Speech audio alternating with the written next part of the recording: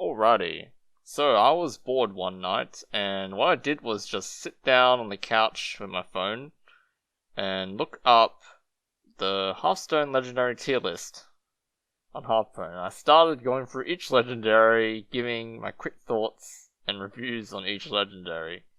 So, a couple of disclaimers. I did this all off the top of my head. So basically, my memory of what the legendaries do and their effects is all from the top of my head.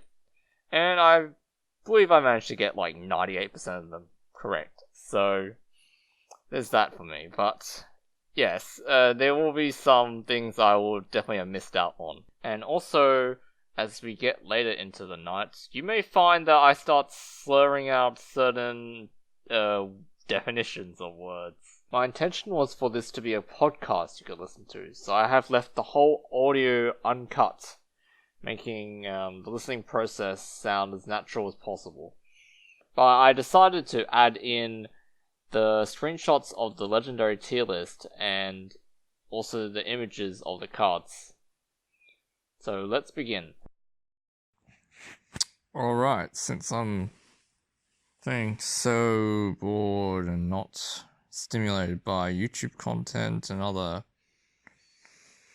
usual content, let's go with a review of the legendaries in Hearthstone. And we'll base it off the legendary tier list that's on Hearthpwn. So we'll go through the legendaries, standard ones first. Bit of discussion, crafting viability and priorities for crafting, depending on what sort of decks you want to play, and just generally filling out your collection with legendaries. And they're pretty expensive, so you're not gonna get that many with your dust, but maybe you have enough just to have a few more to round out your collection of decks and whatnot. So we got tier 1 decks, tier 1 legendaries. Rise of Shadows, we've got Archmage Vargoth. So we got this one for free, so going for free, you don't have to worry about crafting him. Strong synergies in main decks, notably Token Druid. Yeah, definitely Token Druid in standard. You can get extra buffs, like Blessing of Ancients. You can get extra Soul of the Forest. Extra, like, any of the bunch of spells that that Druid has, like Landscaping. You basically get, 4 2/2s. And yeah, Vargoth is neutral, useful in other classes. Any sort of spells. Can't think of specifically in standard, but you've got one wild. You've Priest uses it, get extra resurrects. Mage uses it, get extra turns or extra damage spells, anything, or draw more cards. There's just so many ways for Vargoth to be used, and there's got to be more coming out as new spells are released in future expansions. So definitely good card to keep, don't disenchant. Archivist Liliana, versatile card, control card, was nerfed from 8 to 9 mana, which means that you can't use Brewmaster or Bankard to copy Liliana at the same turn. But you don't even need to do that. Like that would just be overkill usually, and you had games dragging out the turns each turn because Liliana putting so many cards in your deck. So you get to choose 2 copies of 5 cards to put in your deck, and you replace your deck with those 10 cards. Basically cheats fatigue. If your opponent is running out of cards, you can basically just win fatigue automatically with Luciana. If you don't play that many control decks, not really that used. You don't really need her. Otherwise, she's just really good. Versatile. I personally don't have her. I don't really play that many control decks that really...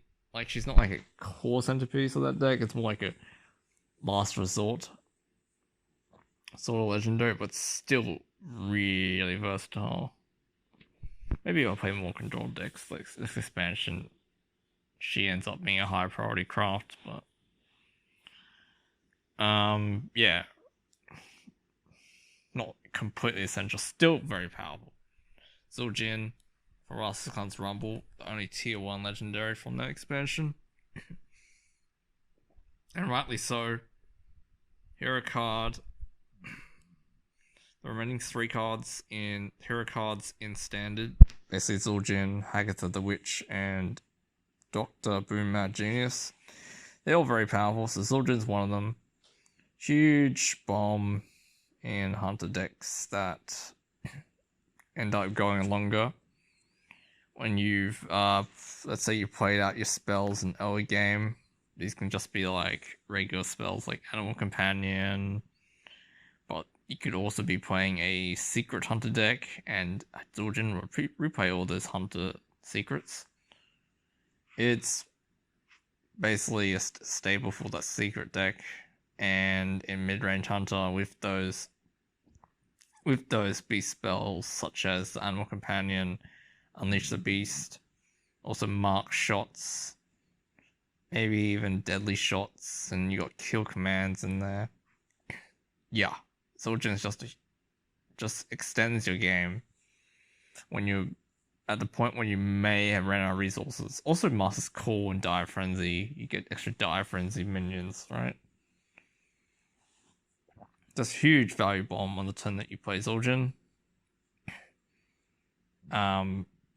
Yeah, basically, it's very difficult to play any sort of long game versus, especially against Warrior without Zul'jin. So if you play Hunter and you're not like focused on Mech Hunter completely, yeah, he's a good craft. Got Boonsday Project Tier 1 Legendary. So you got Boommaster Flux, and this is basically the Hunter Legendary for the mech focused aggressive decks. He's a nice to have because the bombs that Flux summons, that's a guaranteed 8 damage off. You can get those bombs off, and usually you can. Especially like versus Warrior. They may be forced to rule your board. That means they take 8 damage because of those bombs. It's not... If you're playing a more control-based mech hybrid deck, for example with 9 lives and Oblivion, Flak is not really that useful because, you know, the Goblin Bombs will call out your 9 lives Resurrect pool. But in aggressive decks, you're running this with Leroy and finishing out your opponent quickly. Boommaster Flak is that finisher piece. Sometimes you don't need him. So these are nice to have. Is he worth a craft? Unless you're trying to go for Legend and need that top tier deck listed Mech Hunter, you can craft Flak. Otherwise, no, flavor wise, you don't need him.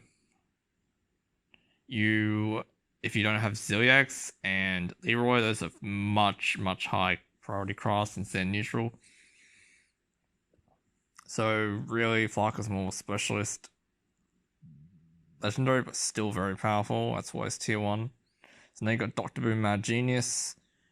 If you're playing any sort of warrior deck in standard that's not, let's say, aggressive Rush Warrior or something, Dr. Boom Mad Genius is literally that card that you need.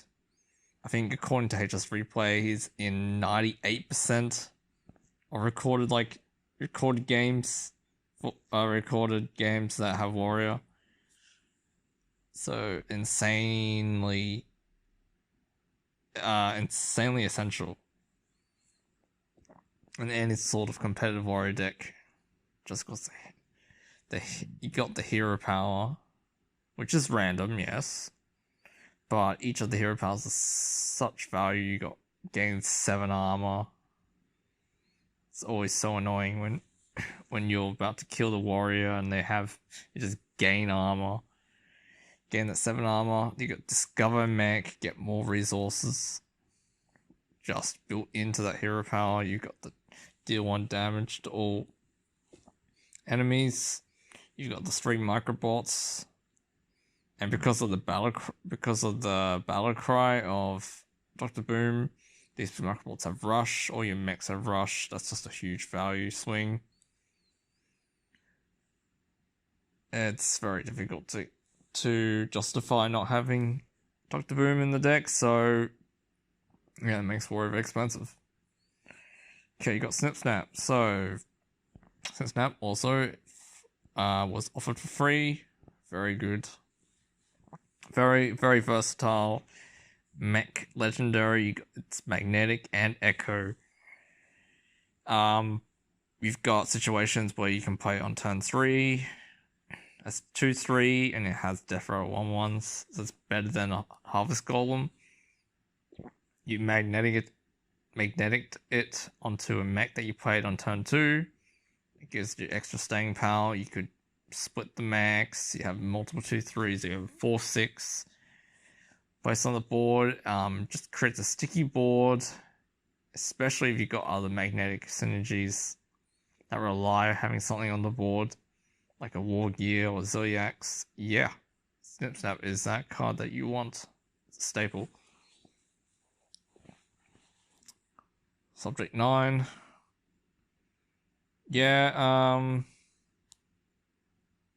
pretty powerful card. Of course, focused on classes with secrets. So you've got Hunter with two mana secrets. Not sure if it's really a staple in Secret Paladin like this guide tier list says, but I guess it wouldn't be too bad in Secret Paladin. You can draw 5 different secrets from your deck, thins out your deck pretty well, and it's just a guaranteed type of card draw. This is playable in secret heavy mage decks, so I guess so. You could draw 5 secrets from your deck, which is pretty good, which means you're more likely to draw other powerful cards you might need from your deck in future turns. Is it like a really essential craft? It's really tricky to say. If you want like a full powered hunter secret deck with the Zul'jin, then yeah, Subject 9 is pretty much nearly as essential as Zul'jin in that deck. Maybe not quite as much, but still pretty essential. So it's pretty good, but it's also not quite as broad of applications because you do need to play class of secrets. So then you got Zodiacs. Now this is the card you would craft. You'd probably craft first out of all these other legendaries. Maybe only Leroy Jenkins is the only one that you might prioritize above Zodiacs, but Zodiacs is the reason why that card is seen in over like 62%, at least 62% of decks, according to HS Replay. Absolutely insane how versatile it is. It's good even without the magnetic synergy. It's just a 3/2 lifesteal rush, gives you healing on the spot, and can remove a threat on the board turn you play it, which is especially when you playing a class that might be lacking healing. Like Warlock has lost a lot of healing options with the last rotation. Other classes may need healing, and Zodiacs is pretty much that healing that you need. It's a Taunt, Divine Shield, Magnetic, so it's even more powerful in mech decks. extremely versatile, and in many decks, you pretty much can hardly get away without using Zilliax. If you want a competitive deck, and it's just a decent card to play. It's like, it's pretty fun to play. It's not really overly oppressive, but yeah, strong card. On top priorities. So now we got Witchwood, and we've only got Darius Crowley in the tier 1. Which is interesting because Darius Crowley can be good in Warrior decks, especially like Rush themed. Is he completely essential?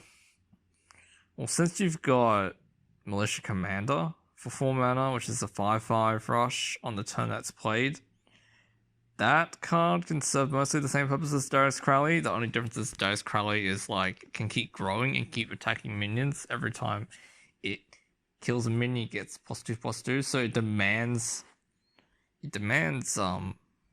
high priority for your opponent's removal. So in that case, yes, he's pretty good, but he's not really essential. Is he worth crafting? Off the bat, no. Yeah, like, he's not like a core staple in any deck. He can be played in control warrior decks. But you've got plenty of other good cards to back up, like Mega Devastator or something. And Militia Commander, as I said already, along with a bunch of weapons that you don't need Darius Crowley. So you've got classic legendaries now. Blood Mage Thalnos. Timeless luxury staple.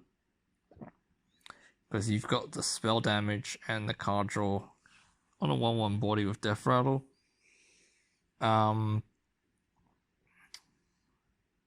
I still have not crafted this card, even though it may have came in use at some point. Like, for example, if you just need the card draw, you can just run Loot Hoarder onto Death Rattle. It draws you a card, and it's 2/1. If you do need the spell damage, I mean, just Kobold Geomancer from the basic set does function in that sense. But like, if you do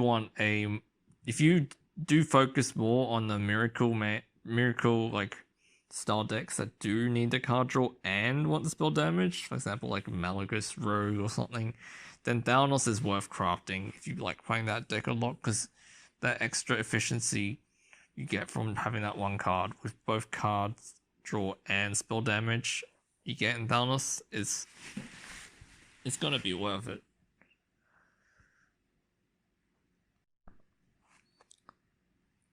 It's gonna be worth it if you play those sort of decks, but otherwise, he's more of a luxury craft.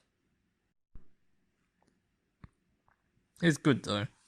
Classic set won't rotate out, but if you're lacking other legendaries that help you open up more archetypes, for example, like Thalnos doesn't really open up like types of decks to play. It's just like a extra, like a help enhance certain types of decks.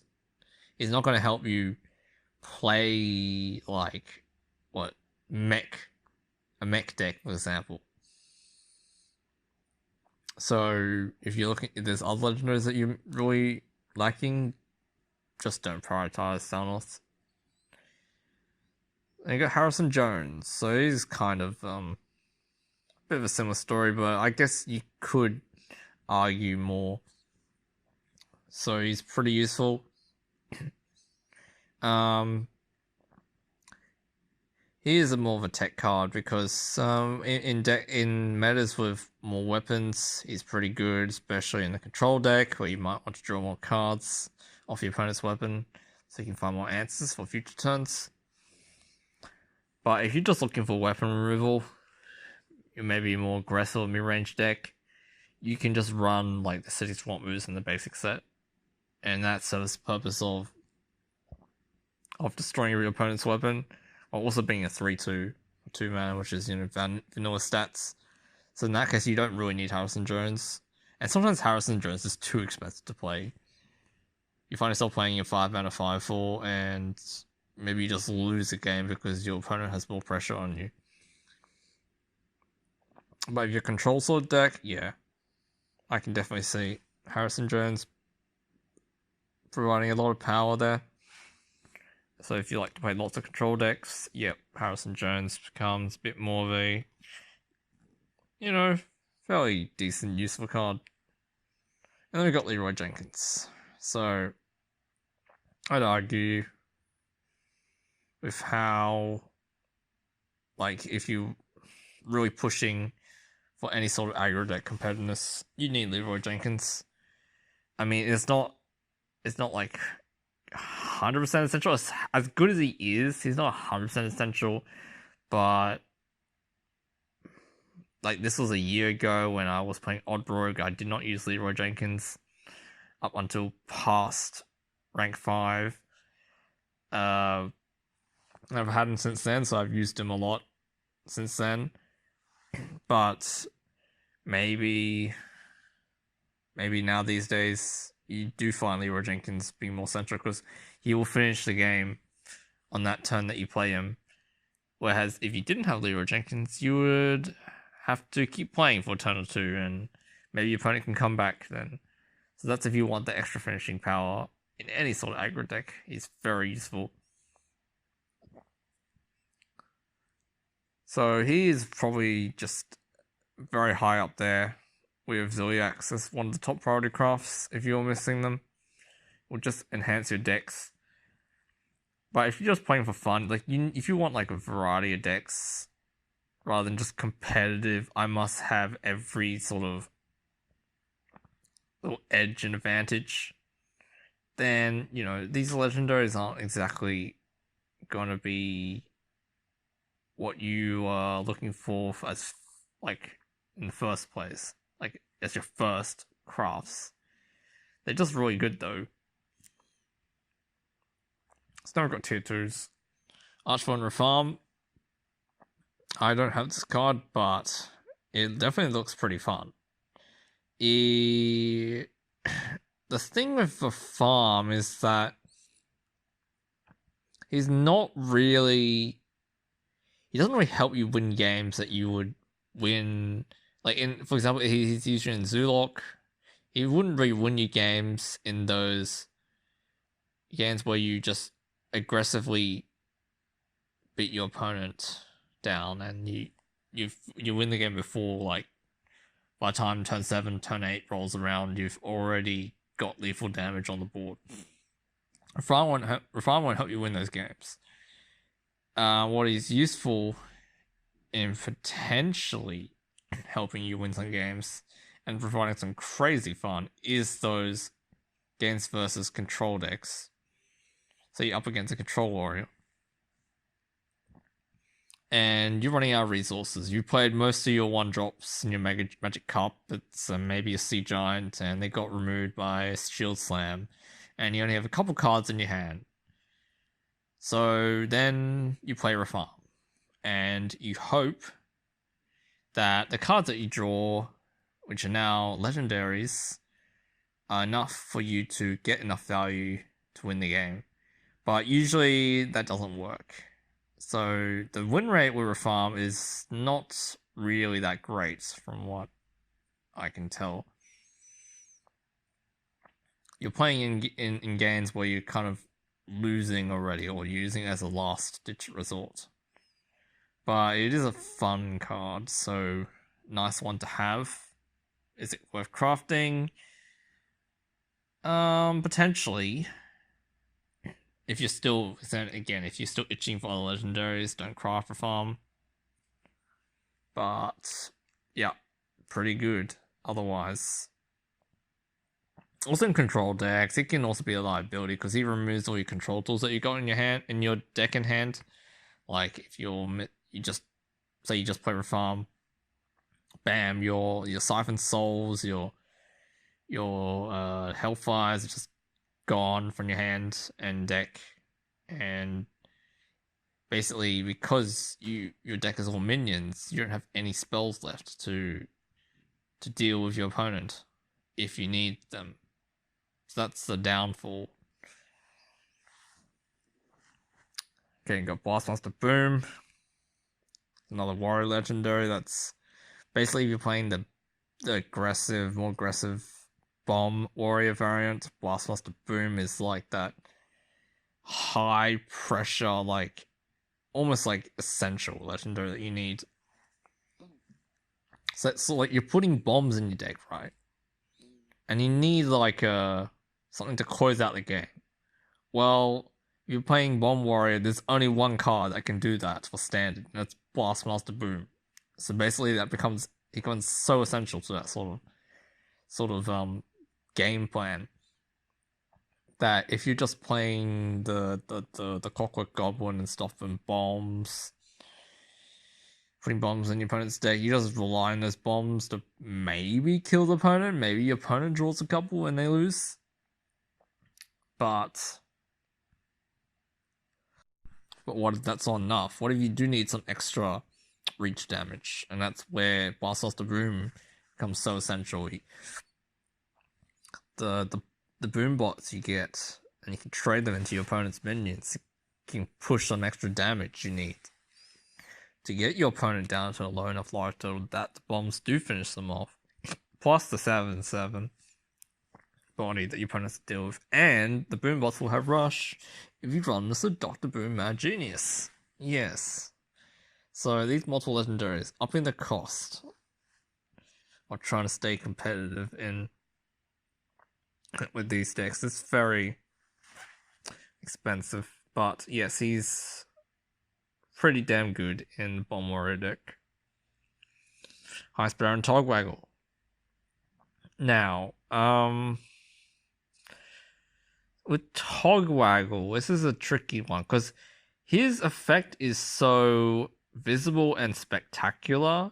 Discovering a treasure, basically the treasures that were introduced in Kobolds and Catacombs with Marin the Fox.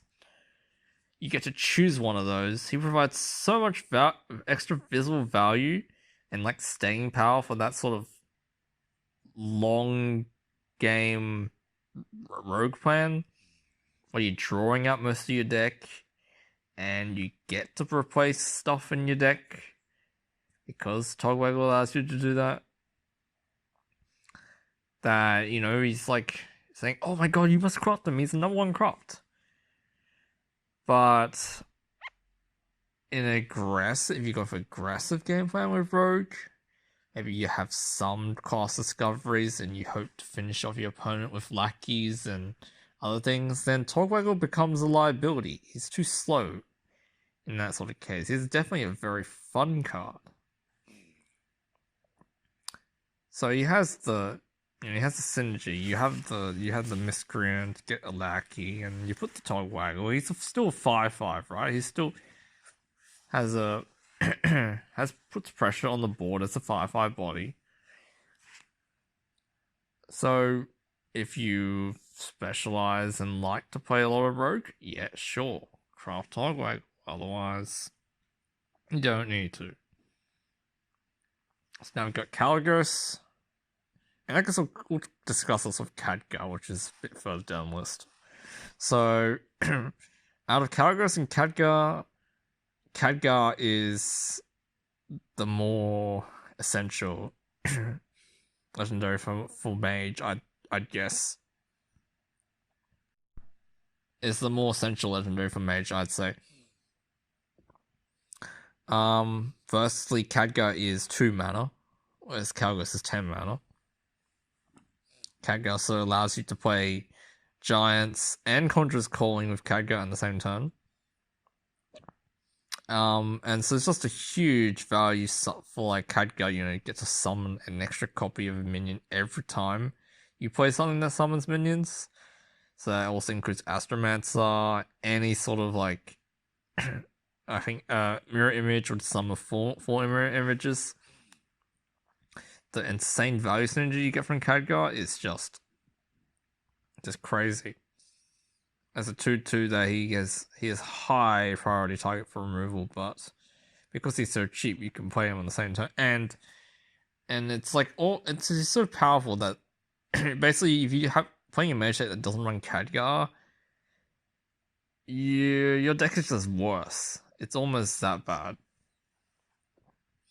Unless an aggressive mage archetype pops up, which did not pop up for Rise of Shadows since there's not enough support for like secret aggressive mage.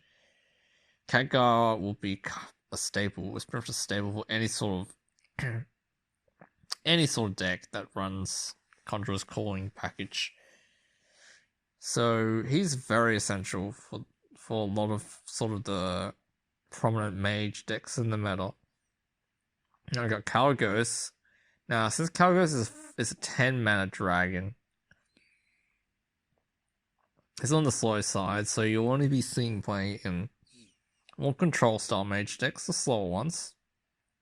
But he's a staple in that deck, especially if you're running a dragon mage deck. He's a staple because of the value that he gets.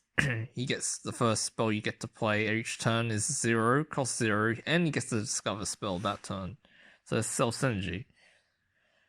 The extra value you just get for that is already a lot. It's that sort of finisher you need, or just extra pressure that you need. But as I said, it costs 10 mana, so you're looking at a slow build up to that. So aggressive decks won't need this as much. And you can play like Conjurer's Mage without Kalagos. So it's not like a full Mastercraft, but if you're a fan of mage decks, yeah, definitely. But I'd craft Khadgar first. So you got Keeper Steladris. Apparently a staple in Token Druid. Though I cannot remember the last time I really seen this play and get lots of value. I guess I do remember getting like extra value from like Power of the Wild. It's a 2-mana 2/3. So if you don't have any like choose one spells in your hand to combo this with, he's kind of just a minion. And you're not gonna have that many choose one spells in your deck. So the probability that you do have one in your hand at the same time that you play Steladris is not that high. Sometimes it's just awkward that you just don't have one. But he is a good value generator. Is he essential? Not really. If you really like Druid, I guess you craft him. But if you want to play other decks, then don't craft Steladris. Scargill. So you could say similar thing with Scargill. He is very good in Murloc Shaman though. But if you want, like, if you do want to focus on Murloc Shaman, here's a good card to have. You can cheat out something like Coalite Seer on the same turn, on turn 5 if you play Scargill. And that's just an extra value, but otherwise, if like a really aggressive Murloc game point does not really need Scargill.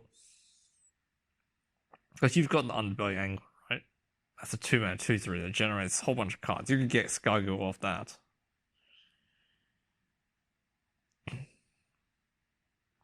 So it's really tricky because the visible effect you get from all these legendaries is pretty high. So it feels like you need to have these legendaries, but at the same time, you've got plenty of powerful cards at lower rarities, right? And you can use those instead. They're just maybe not as explosively interesting. So now we got Swamp Keep Hagatha. Definitely interesting card. Any sort of control shaman can use Swamping Hagatha. Apparently, Murloc Shaman can use Swamping Hagatha, which I don't really agree with.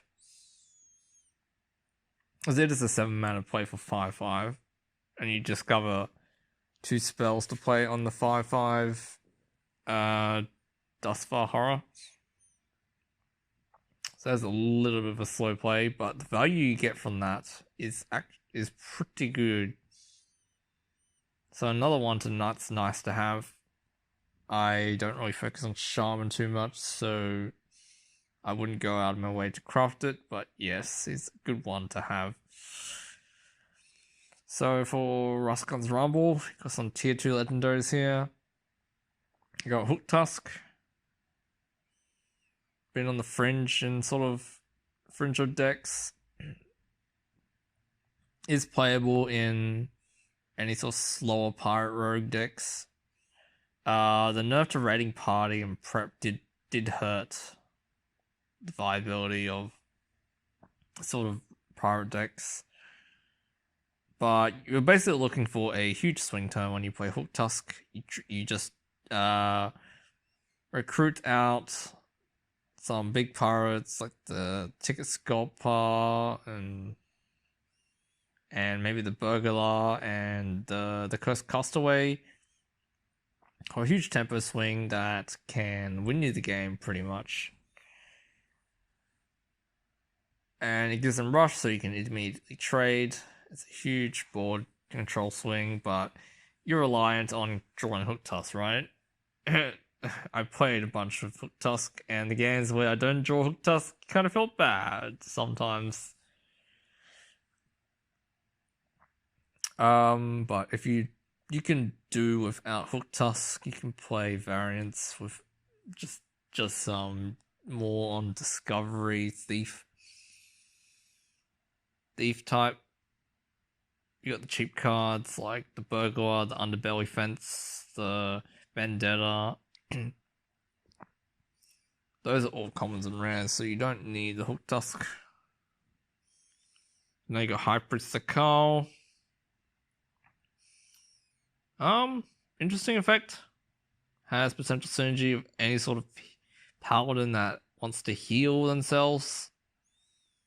Since rotation, not so much synergy with other cards. But if you have the Carl and you have Shivala, for example, which I'm not sure why Shivala is not on this list in tier 1 and tier 2. Must be in tier 3. Yeah, so basically with the Carl, can give you extra health because just extra health potential because all your health goes to armor. You're at 1 health, you heal up with something like Ziliax. Hey, you just got yourself like 37 health. So maybe sees more use later on. Wouldn't disenchant it. Unless you're a fan of more control paladins, I would not go out of my way to craft it. It's just a good card to have though. So you got Zentimo, strong card in Aggro Overload Shaman. I could see that. I could see other uses like getting triple hex off if its effect. It's not really that necessary. If you have Electra instead of Zentimo, she can probably replace Zentimo for similar effect. I have not really seen the card being played, but I wouldn't disenchant it, right? Gives you extra flavor in playing Shaman decks. Okay, we've got some Boonsday Project ones, and there's quite a few, and they're all pretty nice and useful, but fairly niche. You got the Kangor's Endless Army.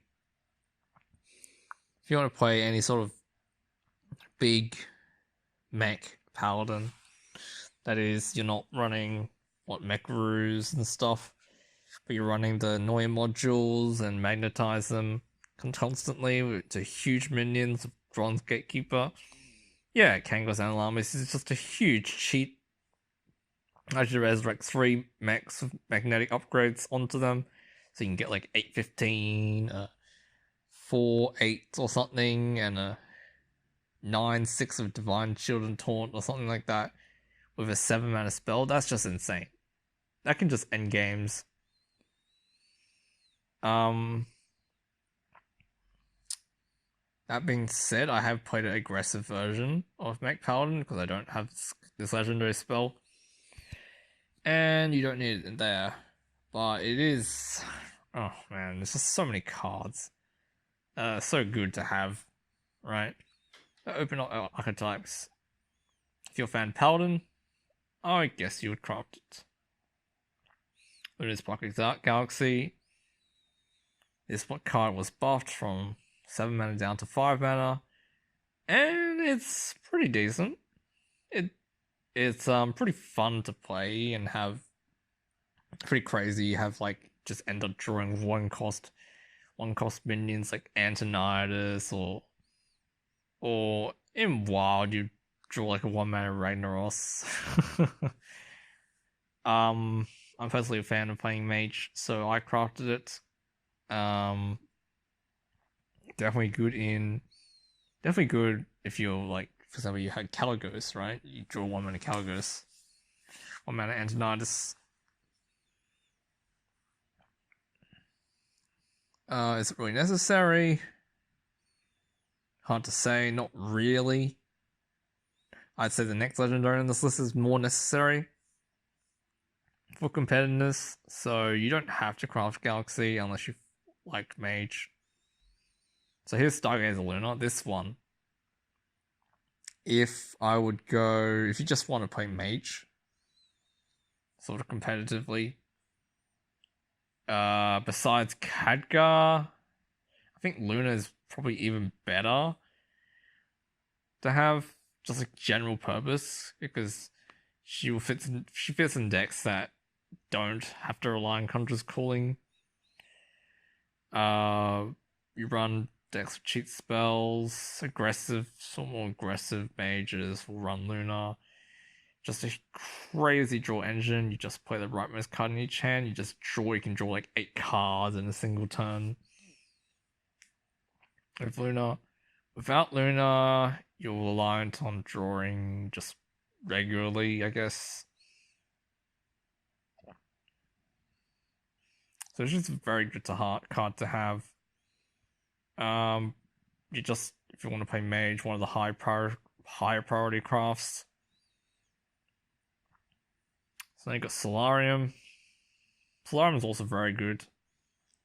Probably not quite as essential in the same level as Luna, but maybe with Kangos Endless Army.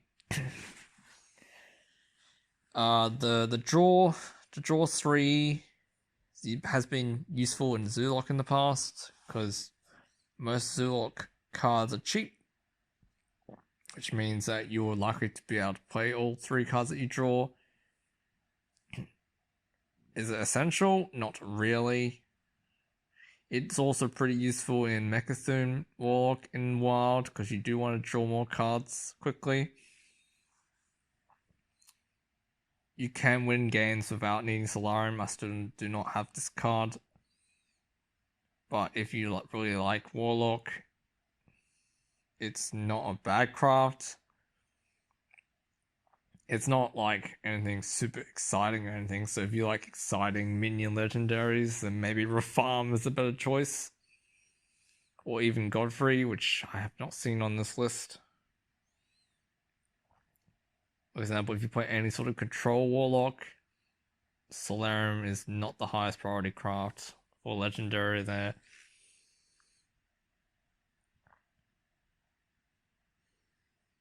So it's a bit of a weird spot. It's not top priority for Warlock. Neither is it bad. And then you got Stormbringer. Stormbringer.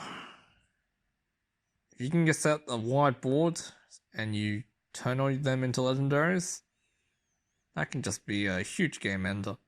It's just a big swing turn.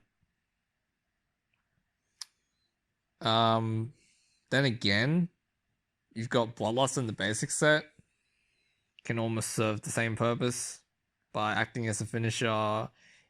Instead of having huge legendary value, you just have attack values.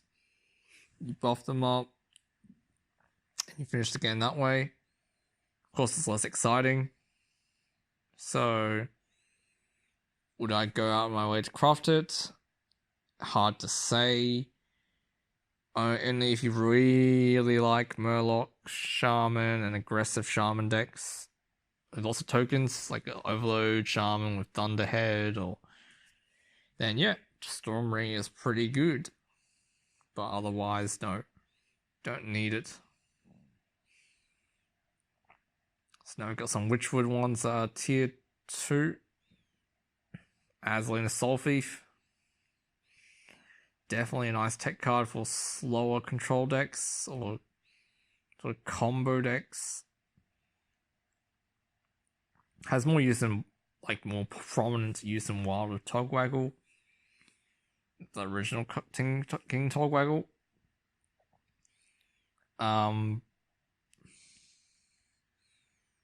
For example, if you're running out of value in your hand, you can just play Azalina Soul Thief, copy your opponent's hand, and if you're not like under pressure because for playing a 7-mana 3/3, yeah, you can just like end up starting a huge mind games of your opponent because you now know their hand, and they now know your hand. And you can track which cards they've played, which cards you've played, that sort of thing.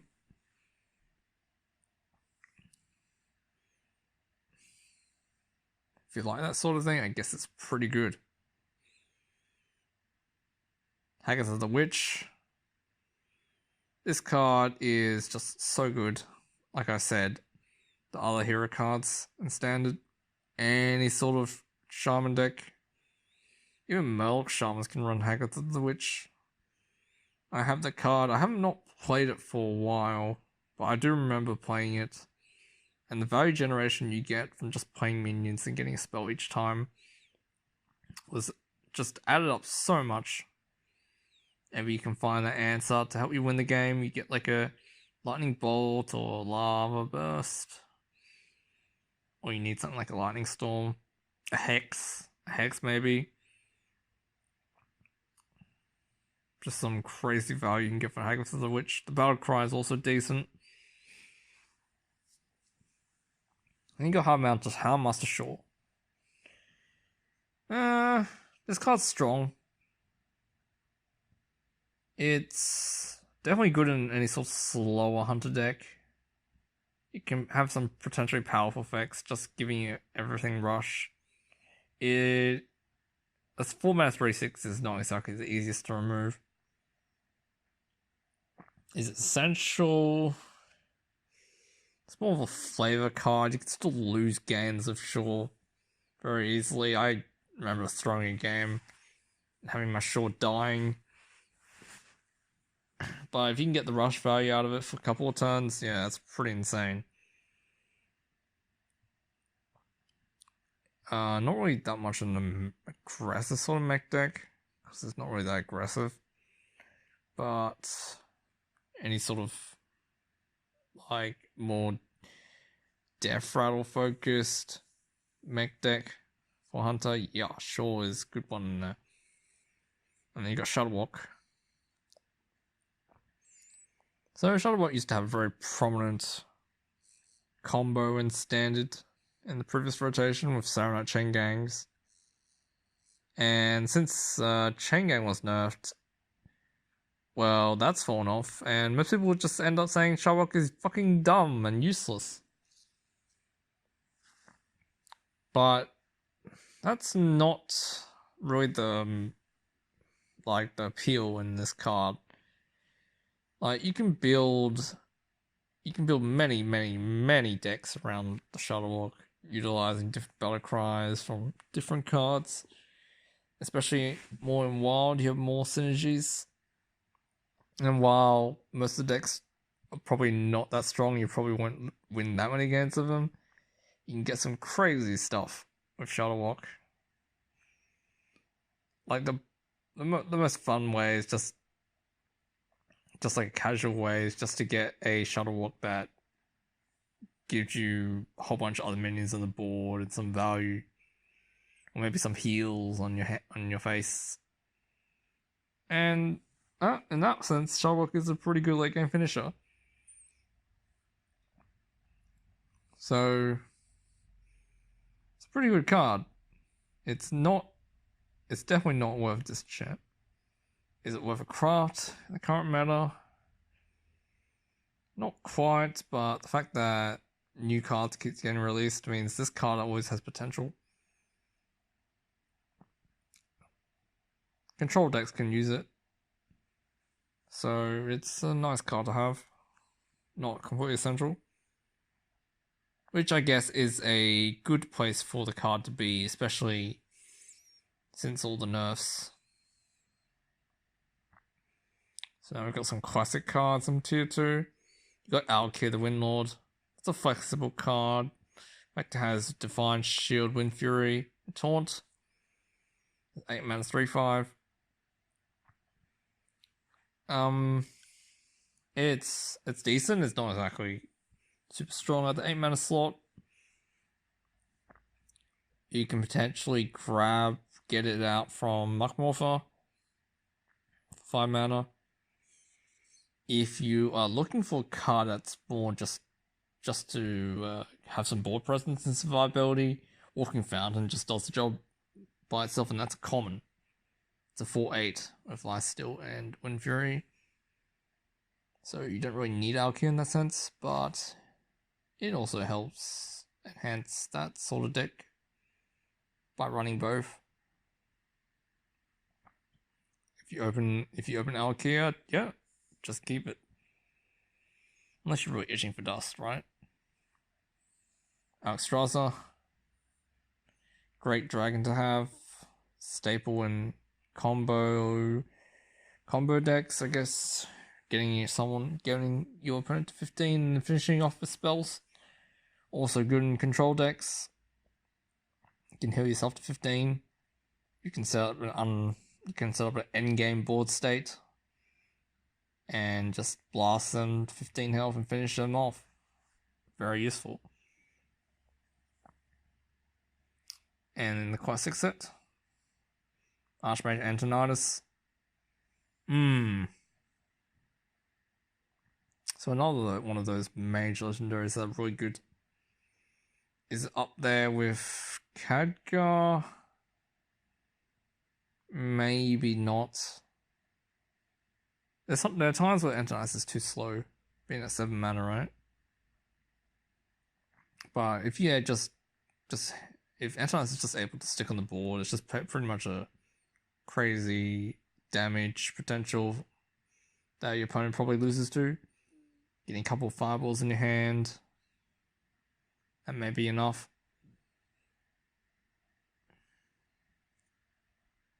And you've got Captain Greenskin, so this is like where you got Harrison Jones as a 5 mana 5/4 that destroys weapons. Captain Greenskin is a 5 mana 5/4 that buffs weapons. And instead that's more focused on Warrior and Rogue, which have weapons that are worth buffing, such as Wagglepick and the Wrench Caliber. And they're both 4 mana, so you can play those at 4 mana, and then on turn 5 you play the Greenskin and buff it up. And that's a pretty good value there. It is somewhat replaceable in Warrior with Upgrade, which gives you the same effect, +1/+1 to your weapon. But in Rogue, if you're focusing on the weapons of Wagglepick, it's kind of hard to replace. There hasn't been a card that gives you +1/+1 weapon that's in standard. You've got the Cutthroat Buccaneer, which is at 3 mana, but it's not really that great. So if you have Greenskin, keep it. It can always be useful. Is it essential to craft? It's hard to say. Got Malygos. Can't really no really prominent Malygos combo deck. but it's definitely seen lots of play in many different sorts of Malygos combo decks in the past. In Druid, in Rogue. I guess even you could try it with Varisa. If you have Varisa. That and Geppetto. But that's like really specialized, expensive stuff. But it's stable in any sort of OTK combo decks with cheap spells. Then you got the Black Knight. Black Knight's a safe tech card. There ever happens to be a meta where Taunt becomes prominent again, Black Knight is going to be a good card then. For now, there's not really that many strong taunts that are worth taking out, so Black Knight doesn't really see that much play. You got Deering Fordering, staple in any sort of slower Paladin decks. So it's a great card. It's a classic.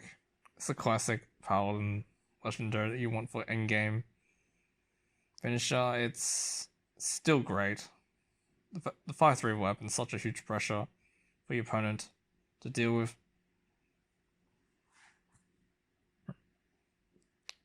Definitely worth keeping. Not really that prominent in like meta decks, but still great. You got your Sarah. Sarah's a really slow value generator. Basically precursor to like Lich King. Generates a card at the end of each turn. Games are kind of really fast. Too fast now that playing your Sarah for 9 mana is almost too weak of a play, but if you can get her down for a couple of turns and she doesn't die, that's just extra value that's difficult for your opponent to deal with. And you can potentially cheat it out with like Mark Morva. So great card to just keep and have in your collection. So now we're down to tier 3. Got Rise of Shadows. Bunch of legendaries here. They're all pretty decent. None of them are fully essential, but they're pretty good. Race Lynchon can give you extra value. Getting extra cards. That battle cries. Not sure you'd be able to copy Shuttlewalk with this. If Shuttlewalk doesn't die the same next turn. But it is a staple in Poker Rogue. Poker Rogue's battle cries. So a nice card to have. Poker Rogue's not exactly a strong deck. But you wouldn't be disappointed if you open Marissa Lynchon. Trina Murte. Pretty decent. Staple in like Resurrect Priest decks. Is a bit slow and also potentially useless if your res pool ends up having small minions. But otherwise it's a pretty difficult threat. It's better in wild as well. Chef Nomi is built around for a couple classes. Has seen play in Rogue. Definitely Sinju and Mara's Unstable Element. We have not discussed Mara's Unstable Element here. I think it's further down the tier list. But yep. Definitely synergy with Chef Nomi there. Empty deck. Play Chef Nomi. That's a unassailable board of what, up to 42 worth of stats that your opponent has to deal with. And has seen tournament play in Nomi Priest. So definitely nice, useful card. Opens up those sort of decks. I don't have the card, but if you do open it, yeah, I wouldn't be disappointed. It's a neutral card. You can try them in many classes. Geppetto Joy Bars. Geppetto Joy Bars has combo potential, being able to draw 2 minions from your deck that end up costing 1. So that's the potential of that is crazy. But you know, you're also reliant on not drawing those cards at full cost beforehand. So I crafted the card because it just has a lot of neutral combo potential. And got quite a bit of fun out of it. And if you draw one in Malagos, well, that's pretty nice, isn't it? That's another reason to keep Malagos. Bovatron. Stable and slower mech hunter decks. Focus on the death rattles and 9 lives. You can get the same value with Mechanical Whelp after Bovatron. Otherwise, it's not like anything spectacular. Maybe you can get Spider Bomb. I guess there's always more synergies in Wild with Bovatron. But Bovatron can also just sort of flop out because it can summon a mech from your deck, from your hand that doesn't have a death rattle. So you basically just playing a 3/4 that dies and just summon some random mech from your hand. So it's not really that essential. I wouldn't go out of your way to craft it. Definitely a fun one to have though. Risa Rune Runner. So that's a fun one. Malagos Hunter. Playable in any sort of hunter deck that has damage spells. You run it with Rapid Fire. Maybe Kill Command. Maybe Arcane Shot.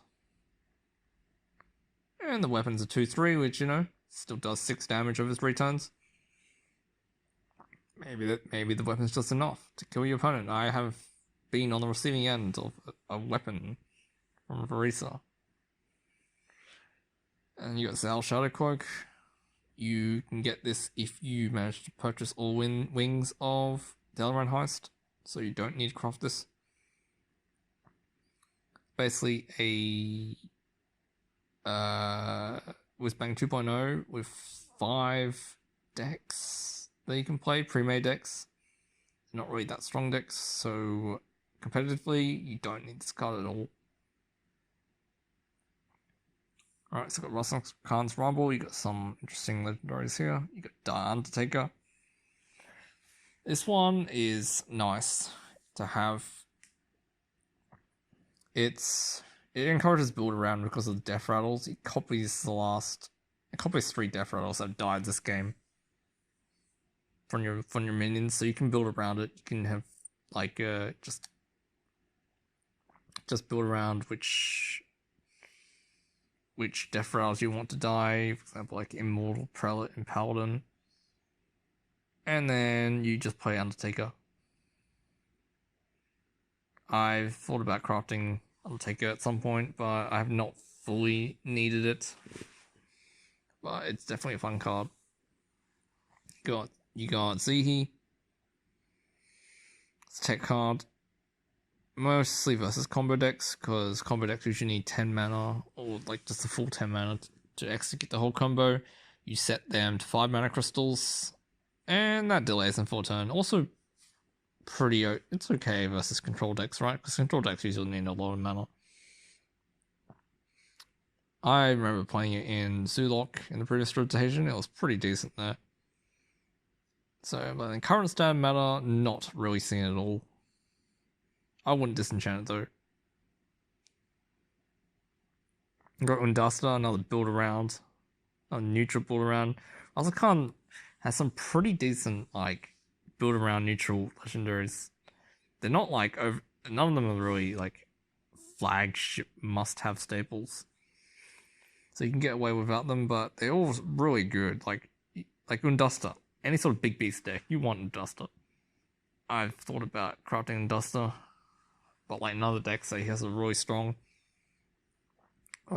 if you manage to pull out Money Warbear or in Druid the Iron Hide guy, the 7 mana 5/5, which gives it rush as well. Yeah, you can get some insane value board swings with that. Otherwise, it's not that central. It's more of a fun card. So now you got Shivala. Shivala's a beast, right? I just thought about Duster and Shivala put together. No, but you usually run Shivala. The most potent use of Shivala is drawing it with Holy Wrath because she costs 25, so you can deal 25 damage to your opponent with a Holy Wrath. But besides, like, using that, she's just a potentially 0 mana 7/5 with Divine Shield and Rush and Lifesteal. That's already a huge swing, right? Deals with something on the board. Great in any sort of control paladin decks. I'll say almost a worth a craft if you want to play any sort of slower paladin decks. Along with the Cowl and Shivala, that's also really good. Making control paladin pretty expensive to play for fun, hey? And you got Wardrobe Loti. Not really essential, really nice to just play though, because you get 4 different options. But not essential. I would prioritize Sladrus over Loti, like, but even then, Sladrus is not highest priority. So good card to have, not a bad one to have at all. Crystal Spec Kangor and Boomsday, nice one to have. Even more so if you want to play healing control paladin, because your healing gets double. We did lose a bunch of healing synergy cards in the rotation, but we still have stuff. Like heal paladin's not really that great, right? But it's a really fun sort of archetype. I remember playing it with like Blood Claw and some other heal cards with the what's it called? The Templars, the 4 mana Templars that become 7/7 if you've healed for 10 this game. Yeah, that was actually pretty good. And that was before I opened the Carl. So definitely a nice one to have. Or Crystal Smith Kangor, not essential. Like the Storm Surge I mentioned before, gives you extra value in playing your Shaman spells. I said something about, kind of having similar purpose to Zentimo. Just different way of utilizing your spells. Not really that central. Really nice to have though. Flute Scorer's Group. Not quite as essential. Is Flute not in this list? Because I'd figure Flute himself would be high priority. I need to check this. Alright. So apparently, Flute Scorer's Gloop is in tier 3, which is higher priority than Flute, or Witness Flute himself. And I would rate Witness Flute higher because he's more versatile.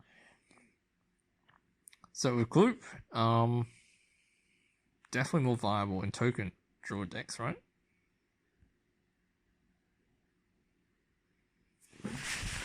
Because you can have lots of cheap tokens to die at the same time, and that gives you an extra mana swing, but it's not really that necessary. Like, how often are you going to use that extra mana to play something else that you wouldn't have otherwise? It's a bit tricky to set up. But if you have it, it's definitely worth playing. So let's go with that going. Now you got Mechazone. Mechazone's definitely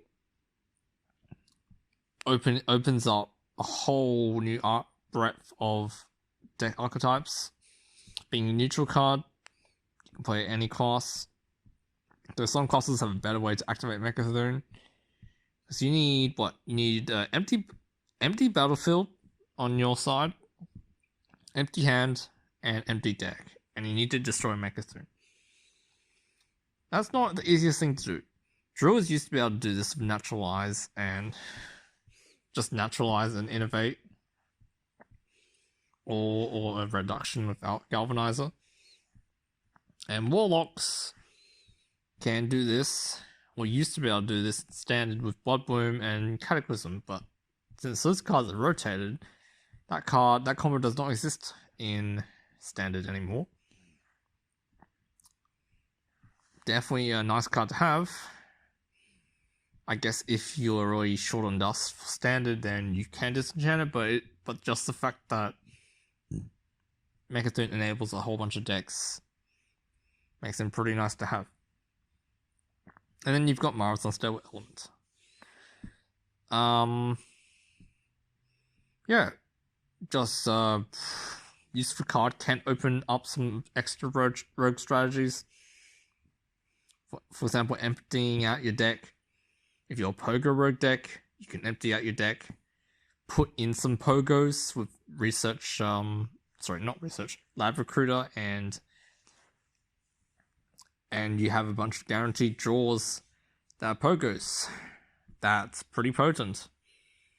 It also is just basically card draw to find the finishing cards that you need to finish off your opponent if you're aggressive style tempo rogue. Maybe you need that Viscerate. Maybe you're looking for Leroy or Wagglepick or South Sea Deckhand. And you play Marathon Stable Element, you get a bunch of those. Maybe you get a huge Edwin, and that's enough to finish the game. But yes, you're basically putting yourself on a 2 to 3 turn clock, because by then the fatigue will have gone too much that you lose at that point. Is it really that necessary? No. It's nice to have. Another nice to have. Boomship. Boomship has decent playability in Big Warrior. If you can get some free big minions in your hand, like Sarah, maybe a Bulldozer, or even like an Unduster or something, and you just play Boomship, you play those 3 minions get placed on the board. That's a big tempo swing, yeah? And then you also got Mechazone potential with, I believe, you got Boomship, you got Malagos, and 2 Inner Rages, which ends up dealing like 10 damage to all minions or something. Or was it Whirlwind? I think it was Whirlwind.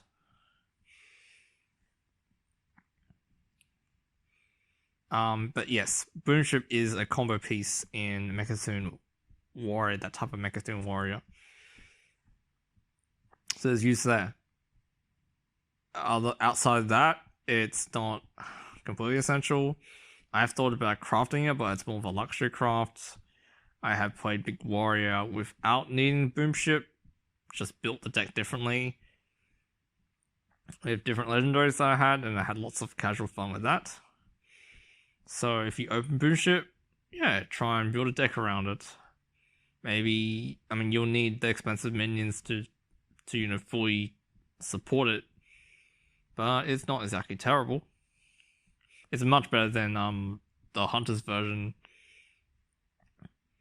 the Flux Bunzuka. It's much better than that. Then you got Whizbang. Whizbang is highly recommended for new players, but it's kind of divided whether it's actually really good for new players or not. It's good for casual players.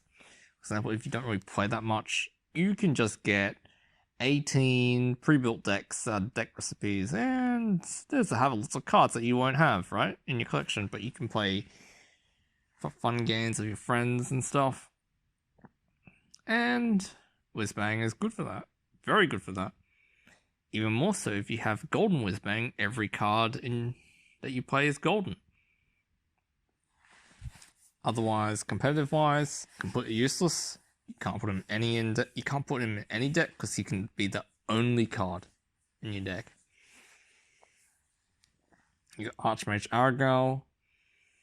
Playable in Summoner Mage, apparently. Can get you extra value. I have played it in the past. In the Khadgar Conjurer's Calling Mage. And Elemental Mage even before the rotation. Gives you extra copies of cards when you draw them. But that's just extra value. It's not really that essential.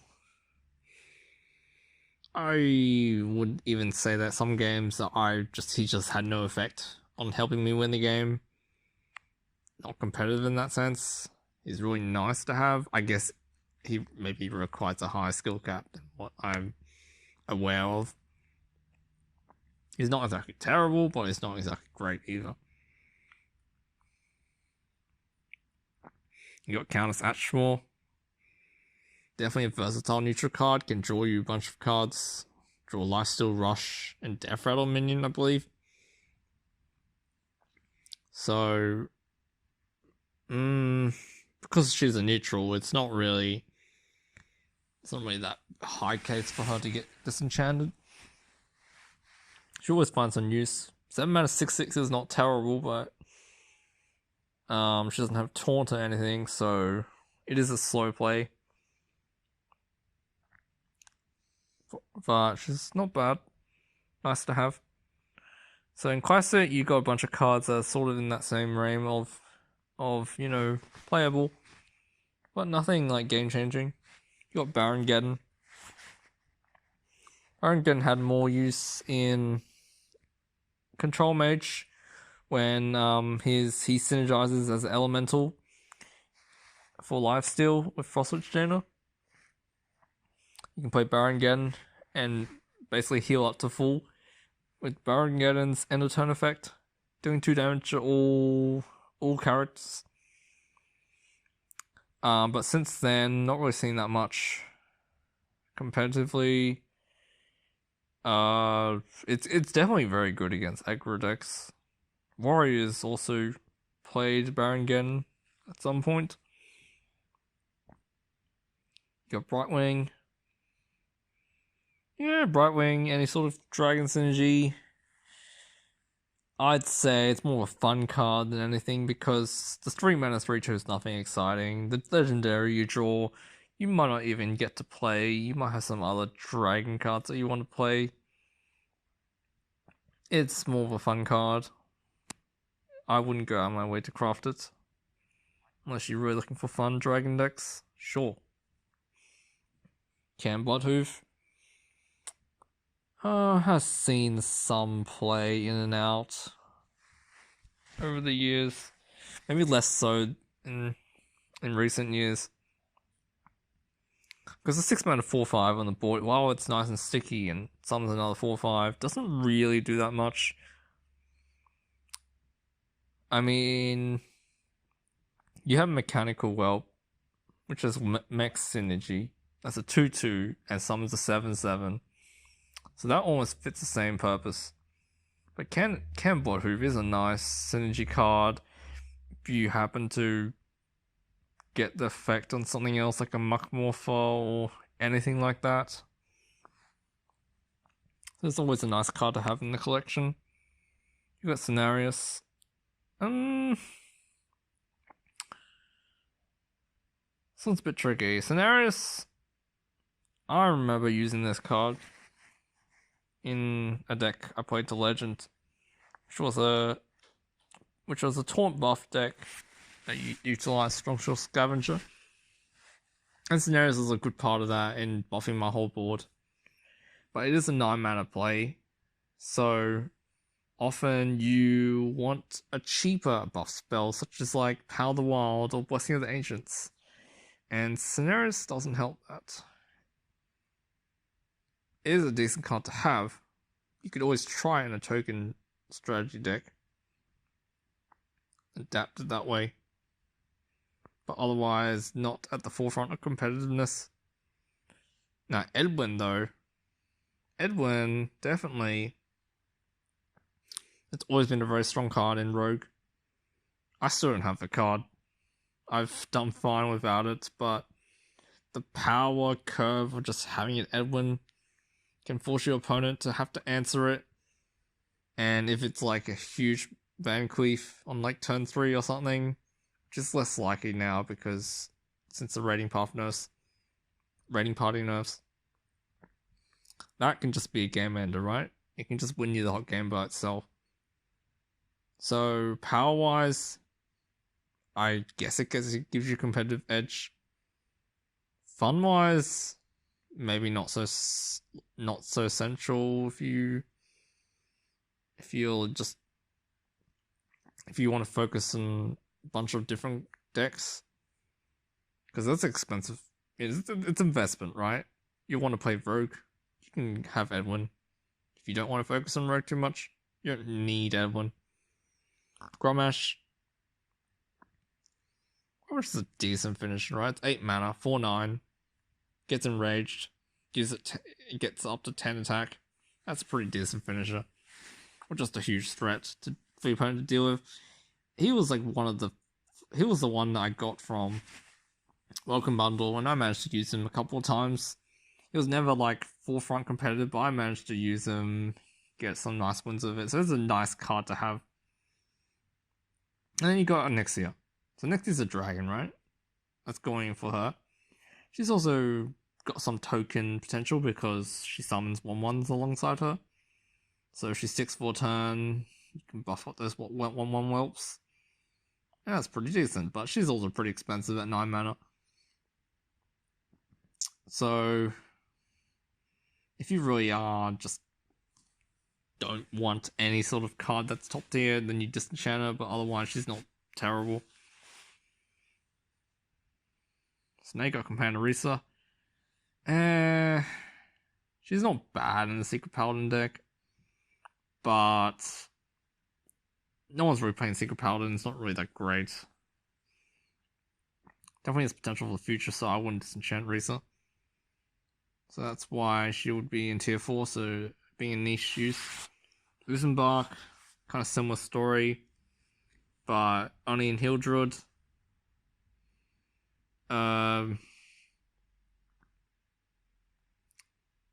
I guess you can draw Lucenbark with Juicy Psych Melon.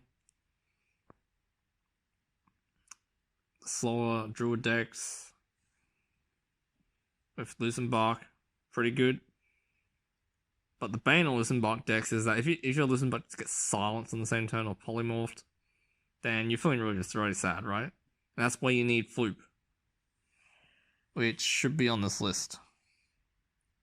Because if your Lucenbark gets wrecked, then you need the Floop as a backup Lucenbark. And that kind of addresses the case where I need to craft Floop and I have Lucenbark, which is kind of annoying.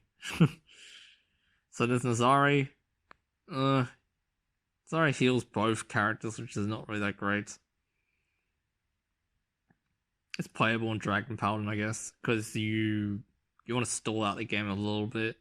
If you're facing down pressure, just heal yourself back up. You don't really care about healing your opponents, and then you eventually overwhelm them with dragons and stuff.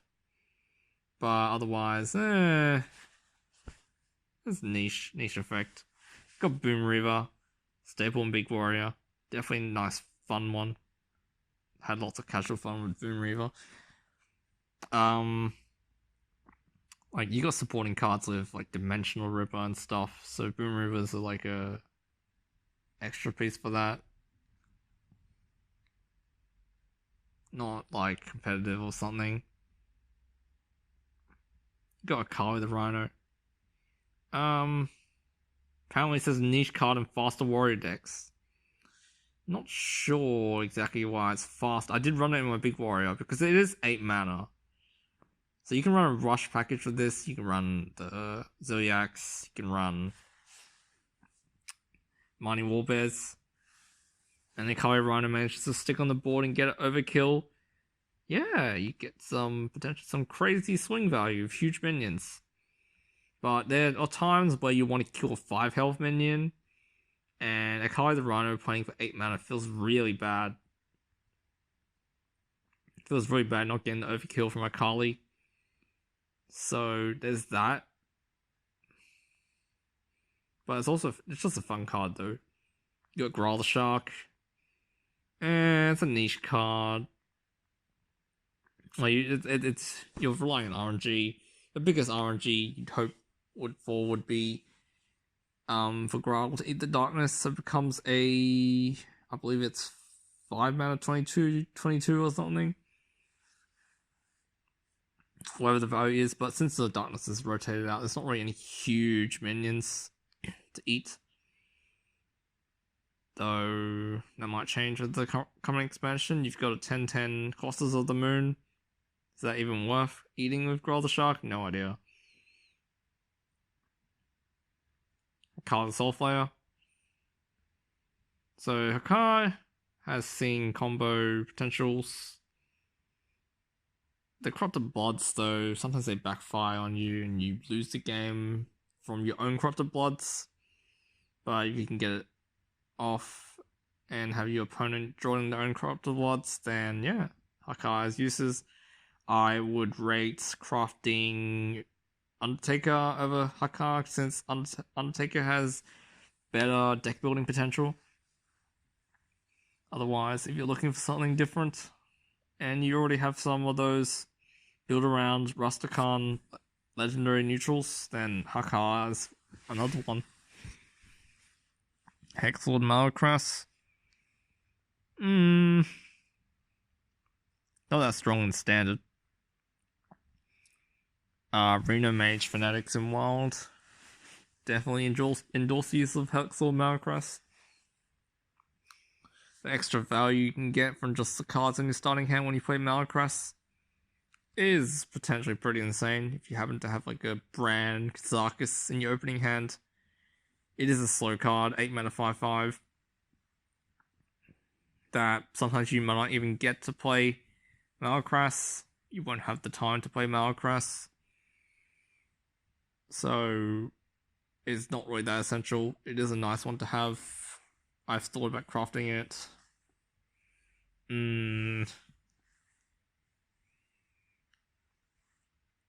I'll see the links. So the value you get from the rush minions being 1 mana lynxes, yeah, sure. But being a 5 mana 3/2, having to pay 5 mana and you only get 3/2 on the board, that sort of loss in tempo pressure could just lose you the game on the spot. I guess I could try it. I should try it. Because I do have Halazi. I just never really got around to playing it and having success with it. And it would potentially have potential with the old Angora quest, Hunter quest. But most of the time, you can get the value from the rush minions in other ways, like with Dire Frenzy and Master's Call, right? You can reload your hand with Master's Call. Master's Call only costs 3. And you get potentially get some rush minions. For example, if you drew like Spring Pour, that was Dire Frenzy, and that's already better than Lynx. Or pretty much comparable, so you don't really need this legendary. High Priest Jacklick. Well, why? Well, it does have Taunt and Lifesteal, and has this card synergy. It's not that essential. Of course, the more prominent discard synergies have rotated to Wild, though we are getting some new ones in Saviors of Uldum. Jacklick is in an awkward spot. I can definitely see this if you want to play Wild with or without the discard quest. I guess you would play the Kare Sacrifice just for the memes. Then Jacklick is an important part in that deck, along with probably what's it called, Kochma Zavis. But that's a bunch of expensive legendaries that only support discard. Definitely has potential in the future if they print more discard synergies. It's not a terrible card by any means. They have much worse legendaries than Jacklick. And you got Generalized Dragonhawk. Oh man, this is a fun one.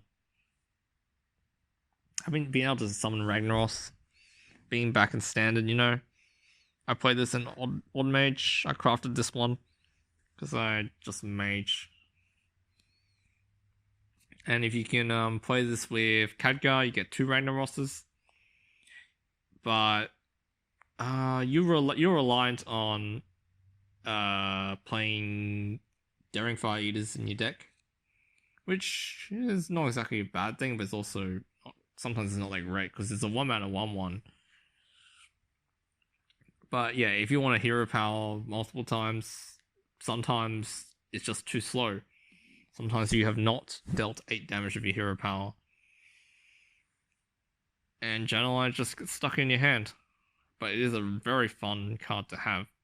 And you got Kragwa. Apparently playable in Aggro Shaman. I've kind of struggled to figure out a deck to play around this. I've seen it being used in Unstable Evolution, but I did not open a single copy of Unstable Evolution, and I did not see myself crafting 800 dust for that to get extra use out of Kragwa. For example, if you played like Hex and some other spell, and the next turn you play Kragwa and you get the spells back, yeah, that seems pretty nice. That means I would say that Kragwa would see play in more control mid-range style deck than an aggro shaman deck. Because it just costs 6 mana, right?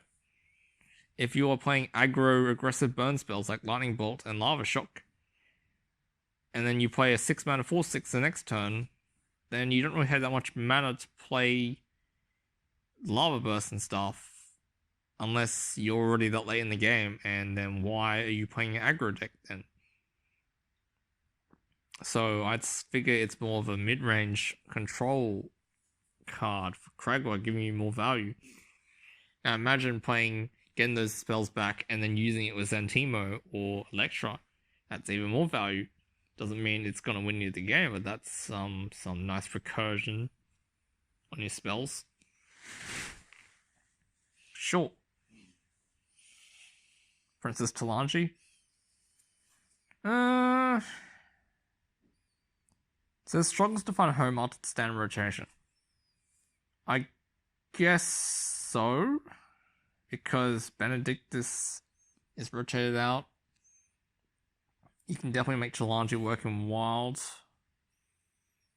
You just need to get a bunch of minions that did not start in your deck. Now, the problem is it's a really all-in turn with Talanji. For example, you have like 4 minions in your hand, and you summon them all to Talanji, and then what happens if your opponent plays a Twisting Nether? Then you feel really bad, right? Otherwise, it's not terrible. And you got War Master Voon for those Dragon Warrior specialists. It's definitely a value card for Dragon Warrior. Copy all your dragons. That can potentially be pretty powerful if you copy a bunch of Crowd Roasters. And if you do have time to play this Crowd Roasters. Otherwise, it's not really that essential. You got Fluxboon Sugar. Even after this card got buffed. We've got buffed to 7 mana. Before it was 8 mana. I'm still not very on this card. Because the minions that you summon from your deck, you take them out of your deck and then they die. So basically, for them to get any value, they need to be some sort of death rattle. And they're not even guaranteed to kill your opponent's minions. Like, it's a really expensive play. Like, there's no combo potential with that. I don't see any combo potential with, like, spells or anything. Fluxboon Sugar. So it just seems really off. If you have the card, I guess you could try to make it work, but I don't see a way to make it work. Then maybe there's some meme deck out there that does. Then you got Floop. I don't know why Floop is in tier 4 with this. It should be in tier 3 at least. It's a versatile card because it copies the previous minion that you played. And that, in the past, has been Malagos. In the current meta, it's more with Lucenbark. I've even seen it in Token Druid lists, just as a value generator. It just seems pretty decent. You get a 3 mana 3/4 copy of it. I would even consider crafting this if I was going to play Druid more in the upcoming expansion. I'd craft this one. So I don't understand why it's tier 4. Especially alongside Maya Rotspring. Maya Rotspring is really... I've opened this card and I've played a couple times. I just feel that the 5 mana 4/2 body is just way too slow. You can see in so much, it dies so easily, and the death rattle you get might not even be that good. It might be like a summon a 1/1 or something. And I guess you get the card that you chose in your hand, but it's nothing spectacular. I guess in Wild has some synergy with Nazoth, but then you could just play Sludge Belcher instead of Rot Spring, which is a better target to resurrect when Nazoth. So I don't really understand Myra Rot Spring. Maybe there's more death rattles. So it's Conning Gallery. Did see some play last rotation in a more prominent Velen, Malagos, Mind Boss OTK. Now that doesn't really exist in Standard. It's hard to find a game-winning combo with Xerx's Conning Gallery. You can definitely still get some huge value off it. For example, if you grab some, I don't know, what's it called? The Infiltrators. The 5 mana 2/6 destroy an enemy minion death rattle. Or I have seen Chomp use it with Arcane Devourer, get a 1/1 copy of Arcane Devourers and what Questing Adventurer maybe, and just play a bunch of cards and become huge minions. And that's all possible because of Xerx's Conning Gallery.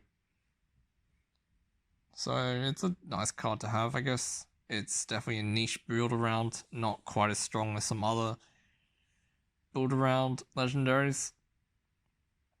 You got Dolmas Dorian. So whenever you draw a card, you get a one copy of it.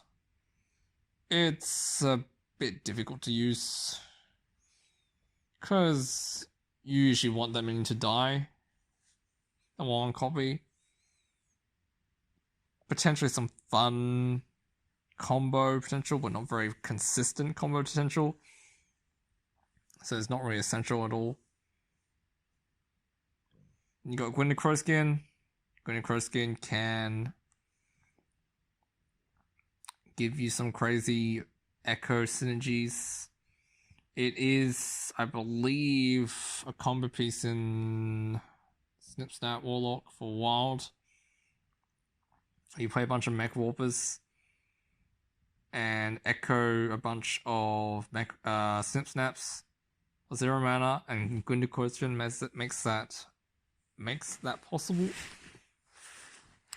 But the fact that the Gwynda Crowskin is 6 mana herself does have some limitations on the echo synergies for that turn. Definitely a nice card to have, a bit difficult to use.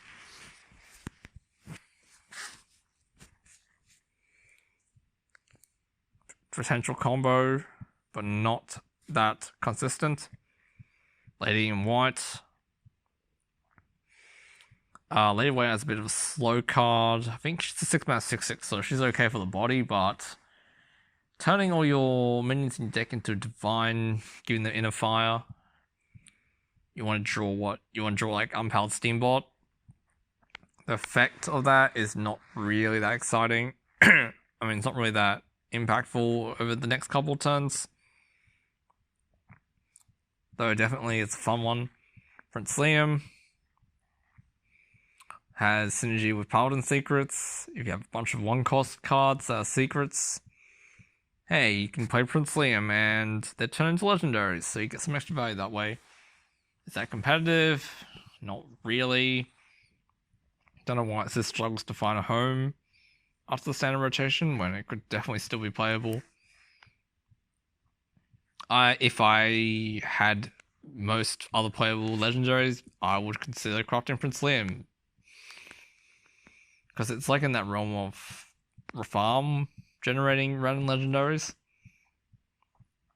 And you got Face Collector. Now, the thing with Face Collector is that it's 3 mana 2/2. If you're spending 6 or even 9 mana to play a bunch of 2/2s on the board in the hopes of getting a couple of legendary minions. That's kind of game losing. That's way too slow, way too little stats. And you've got other cards that give you random legendaries, like what, Weaponized Pinata being one of them. You got Brightwing giving you one of them. The face selector looks even worse here with Brightwing in the classic set, which is unfortunate. But who knows? You get some crazy legendary, and if you want to play, random legendaries, you can just play Toki for mage. That is Lord Godfrey. So Lord Godfrey is tier 4. Don't really understand that. I guess it says it's tier 2 in WoW. It's definitely a staple for Control Warlock. And you run this with Lord Jaraxxus?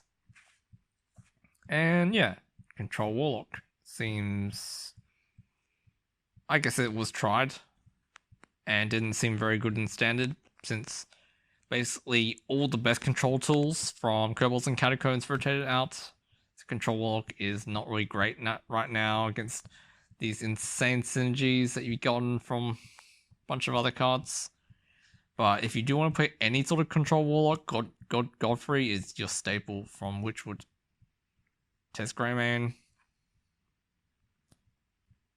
Build around, definitely saw a lot of fun play from meme streamers such as Brian Kibler playing a lot of Test Greymane and Thief Rogue. You got synergy with the Spectral Cutlass.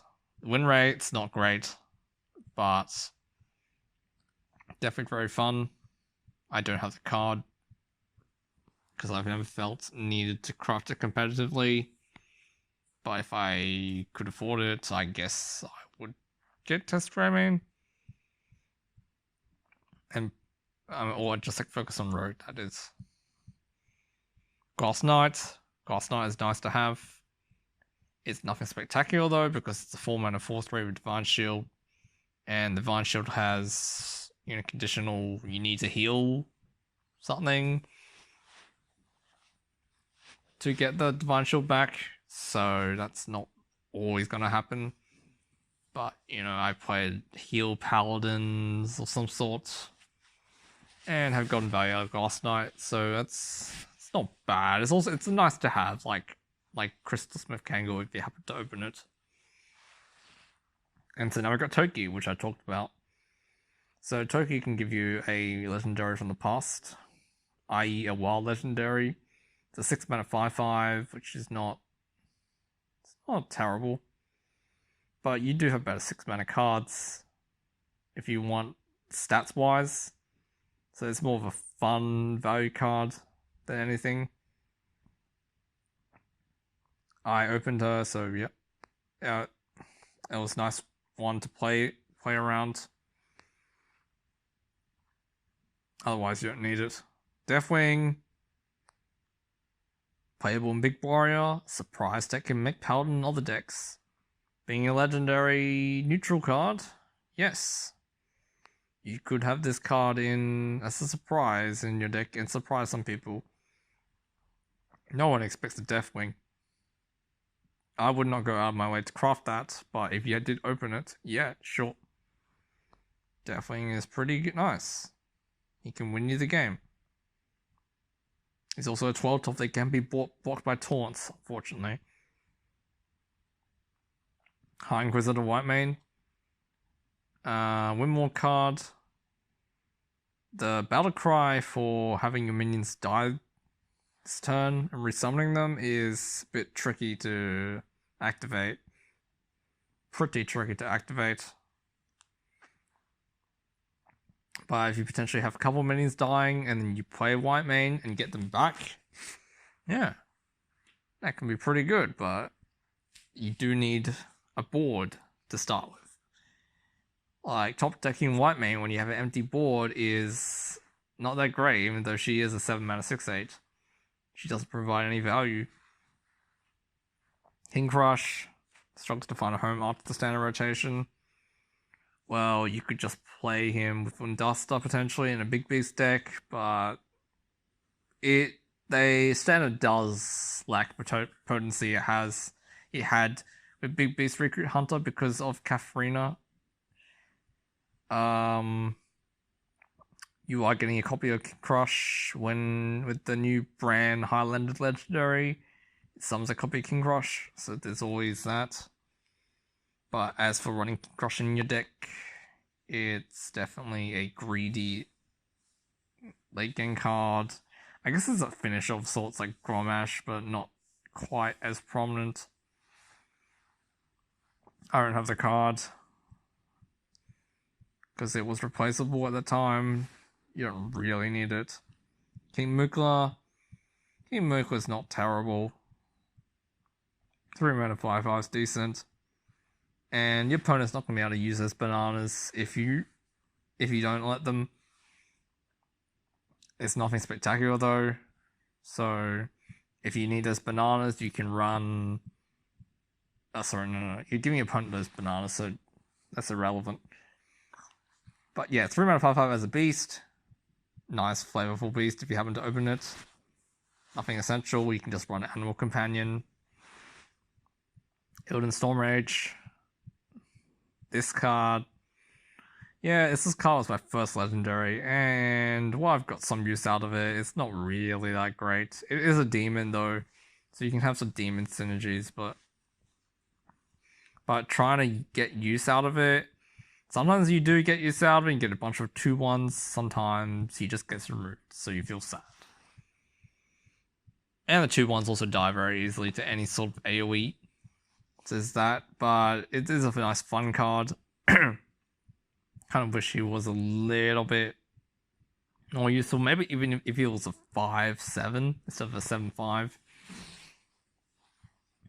It would actually be a bit more playable. But as it stands, there are more consistent cards in Uldum. Or Jiraxis. So you got the staple and control decks, control warlock decks, handlock. And yeah, you can play him in standard. Potentially very powerful because of the overbearing hero power and the weapon that you get. Not as the easiest card to play. Kind of skill testing a little bit. Your cost is being that you have a maximum of 15 health, which is actually not a lot, considering there's lots of ways for your opponents to burst you from 15, but definitely not a disenchant card. Then you got Prophet Velen. Prophet Velen in an awkward spot since Mind Blast rotated to Hall of Fame. Without Mind Blast, Prophet Velen does not really have any like potent combo potential. Like double healing with Prophet Velen is not like very impactful at all. I guess it's just 7 mana 7/7. Just kind of sad. In Wild, of course, he still has the combo potential. And you got Tinkmaster Overspark. Tinkmaster Overspark is a neutral transform tech, but it does have some randomness in it. You could transform your opponent's stuff that's like a 1/1 into a 5/5, and that could be game losing. But it's also pretty good, just transferring any big minion that your opponent has, or maybe a minion that you have, and that gives you some extra stats. I don't have the card, but it doesn't seem terrible. Then you got Fellow Betrug, and this is tier 5 now. I guess Betrug is bad enough to be in tier 5, but I wouldn't consider Betrug trash in terms of deck building, because he always has deck building potential. Yeah, the minions that you summon through Betrug have rush and die at the end of turn, so they happen to be mechanical wells. Well, that's pretty good value for you, is it not? And that could be enough to win you the game. But that is very reliant on drawing plot twist. Otherwise, it doesn't seem terrible. Then you got Madden Lazul. I think Madden Lazul's even worse. Has less deck building potential than Batru because she doesn't really synergize with anything. People thought she was going to be good, but turns out your opponent just plays most of the cards,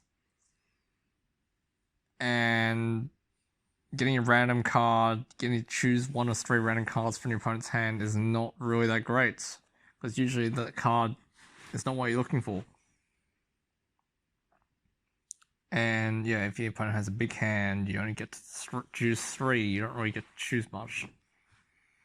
I guess it's distinct as a one-of if you're looking for extra cards to put in Reno Priest for Wild, but in Standard, 3 mana 3/2, very underwhelming. You've got plenty of other cards to put 3 mana. Taz Nolsbusker. You've got potential synergy, potential combo meme potential with Togwaggle Scheme, and like drawing cards when you shuffle them or something. Like with Academic Espionage, but kind of weak, being at 7 mana, it's expensive combo. You got Bonsani the Dead for Ruskan's Rumble. I've tried to play this card. Half the time, Bonsani is just a 7 mana 7/7. Sometimes he draws you some cards, because you're reliant on synergy with Spirit of the Dead to get you 1 mana cards, 1 mana copies of cards in your deck. And those could be some giants. Do remember playing that. But most of the time he's just a 7 mana 7/7, which is nothing special. Nice battle cry though, voice line, but whatever. Gonk. Oh man. If you try to play Gonk casually in a deck, he usually does not help you win. His 4/9 stat line is not really that great. If you're going for aggressive sort of hero power attack based strategy, if you can get him and maybe Floop or Faceless Manipulator, there is like potential with Mad Summoner. I'm not sure how you do in the same turn. I just seen the deck somewhere. If you get Gonk and Mad Summoner, and then you manage to kill the 1/1s with Gonks and multiple Gonks on the board, that can be an OTK Gonk combo. But otherwise, that deck is not very good. I guess I'm going to try it at some point. Going to the next expansion, I'll try to get a Gonk deck working, because it has worked for some people. You got Grifter. Unfortunately, Grifter is not really a build around, nor is it a great card. You get to pick 2 cards and give 1 to your opponent, so usually just pick mediocre cards so that your opponent doesn't get a great card. The fact that it's not really any build around makes it kind of not as useful, and you'd rather have Grifter. You'd be okay with Grifter if it was randomly generated from something. But if you have him in the main deck, he's not useful.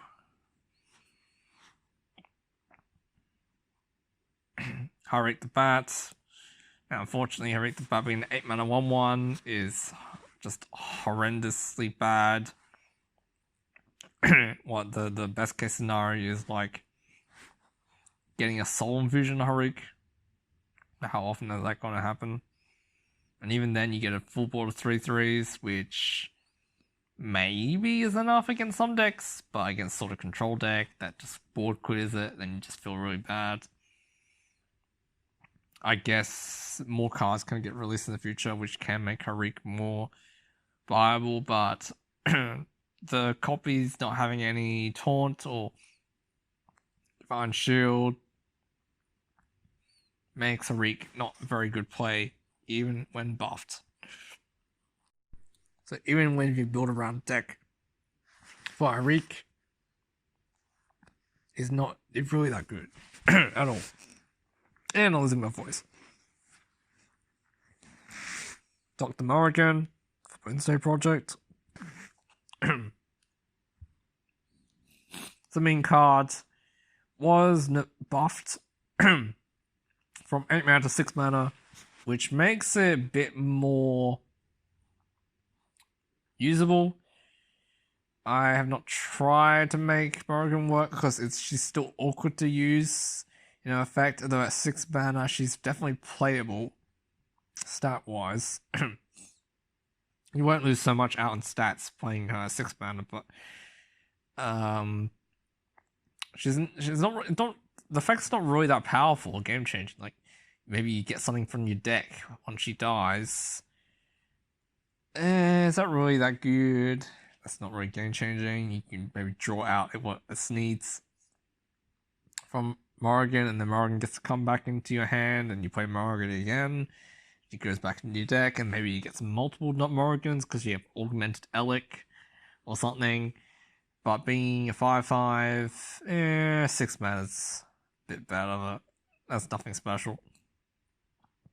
You got Harbinger Celestia. Unfortunately, this one is dust worthy. At least Morrigan has some meme effect.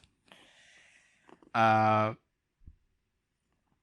if you play this against Big Priest, a deck that only has big minions, maybe Harbinger Celestia forces your opponent to play differently, but really most of the time, she's very easy to play around. I guess she's not bad if you happen to randomly generate her from something, but if you have you've opened her in the main collection, I'm just really sorry that she's just so bad to have in your main collection. Like, Celestia, 4 mana 5/6 with stealth. If your opponent doesn't play any minions, maybe she can attack her turn, but then any small minion that your opponent plays, she just becomes that, and it just feels terrible. Xeric Master Corner. Oh, I've tried to make use of this deck. This card in the deck. Someone did manage to play this card against me and win with it, which was really crazy, but I haven't been able to do that. Managed to get spells, you get multiple 5/5s with Xerics, and they become very resilient, which means that the 5/5s, you kill those Xerics and they become more Xerics. Like, you can't kill them. That can be game winning, but then again, it's also pretty slow. Okay, so we got Witchwood, Blackout Gunspire. Meme card. Now, you can definitely make use of this combo to deal lots of damage. 3 damage per Whirlwind hit in Warrior. But that's not enough for OTK or anything, is it? But you can usually get like a bunch of damage, like 15 damage or something.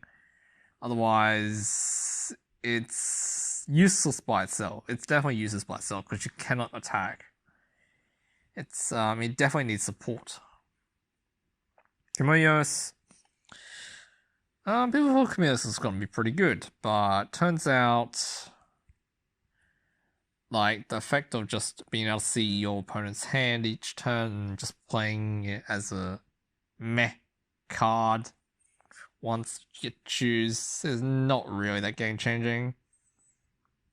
I guess if you are looking for one-offs in Reno decks, then Camillus is a card, but there are other choices. So it's not that strong at all. Kind of same as Madden Lizzle. Dustfawn Eviana, oh man. Probably one of the worst cards printed in the last 2 years. And that's like across all rarities. So I'm very sorry if you happen to open Dustfawn Aviana. Though the only glimmer of hope is seeing Asmodeus in a video play in a combo Malygos Druid deck where you could just run the deck without Aviana. But just this potential downside of Aviana is just way too high. Well, because what usually happens is, as a 3/7 for 5, you play it. You don't get to use the effect because that's you've already played cards this turn, then your opponent gets the effect first, which is a huge problem. And they probably just, get to play a card for free, and they get to remove your Eviana. So you don't even get the effect. So you basically just spent 5 mana to play with 3/7, and that gives your opponent a free card and easy removal, and you don't get any benefit. So that's really unfortunate. And also, it happens every turn. So if Eviana survives for multiple turns, well, sure, you may be getting multiple cards for 0 mana, but your opponent's also getting multiple cards for 0 mana, and that's just not good.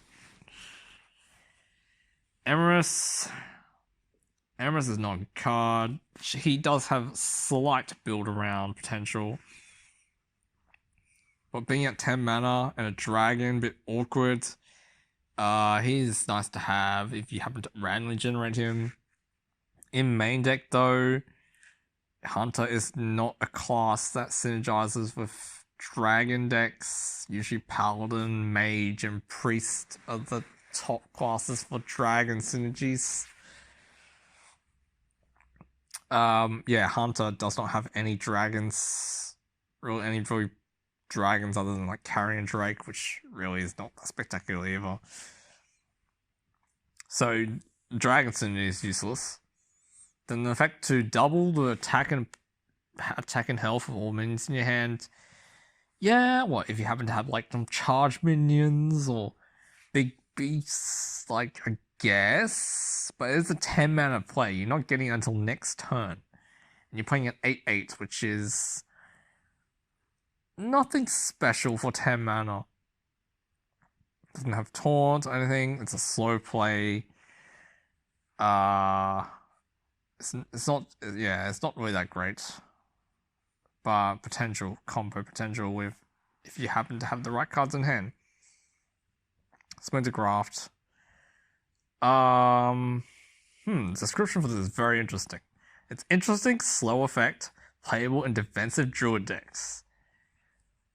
I guess, but the thing is, Splinter Graft, you're copying a minion that you've already played, and you're getting a 10 mana version of it, right? That's a 10/10. And it costs 10 mana. So basically, that card you copied will have to be a whole turn in the future. And it's got to be something damn good. Otherwise, why use the Splinter Graft? So it's usually very difficult to just really make use of it. You're just playing some big minions. You're playing the 8 mana 8/8, which is Splinter Graft, and then you're playing a 10 mana 10/10 in the future, which hopefully has a really good effect. Like what? Like a mechanical whelp?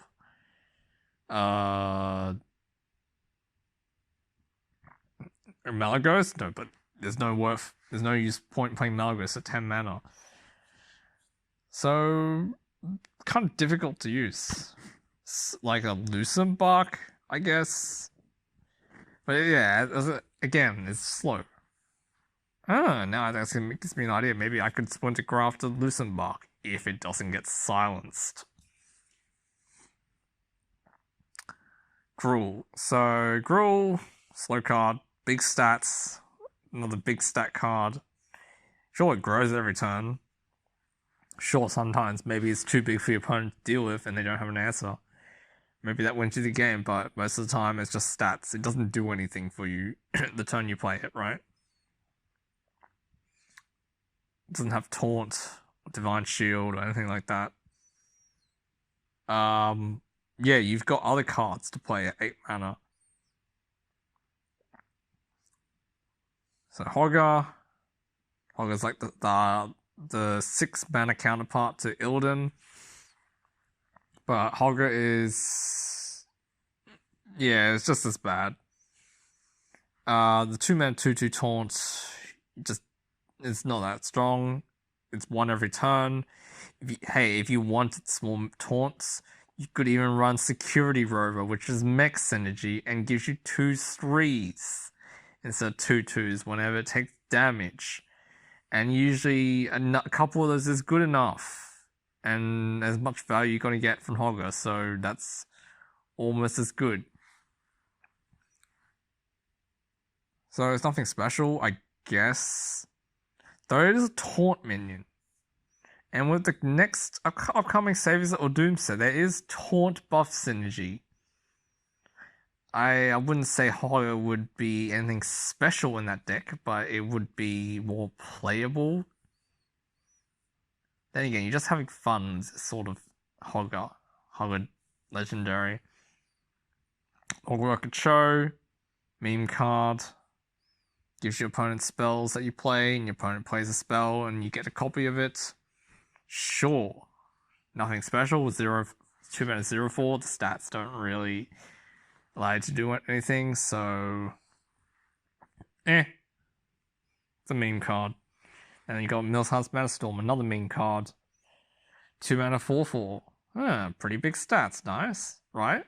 But the effect, you give your opponent the ability to cast spells for 0 next turn is huge. It could be game losing. But maybe it's not so much. But like you're just hoping, or you've calculated that your opponent does not have that many spells in their hand whenever you play Metalhouse Metastorm, but that's just not worth it most of the time if you want to win. It's definitely a meme card. I've played it in... I opened this card. I played it in the Tavern Brawl where you got to take 2 turns. You play Millhouse on the first turn, and then you go to the next turn, and obviously your opponent doesn't get the effect. But it's nothing game-changing, because it's just 2 mana 4/4. Hey, you could just run something else like a 3/4. Nat Pagel, having a 50% chance to draw an extra card, and it's not until your next turn. So basically, Nat Pagel has to survive another turn. That's nothing great. Its counterpart, the one in Old Gods, the Dark Fisher, is not great either. Nosdormu, it's a dragon, right? There's been some good dragons in the classic set. This one's not exactly one of them. It's a meme card. The effect of turns take 15 seconds doesn't have any effect on, like, the game state of the board. Maybe psychologically it makes your opponent have to play faster, make mistakes, ? But otherwise there's nothing special. And then we got the Beast. So the Beast being a 9/7. Being a Beast, I guess it has some Industrial synergy, but I could try that. But the liability is in the death rattle. It gives just 3/3 to your opponent. That's sometimes too big of a liability. But who knows, man? You can make any meme deck work.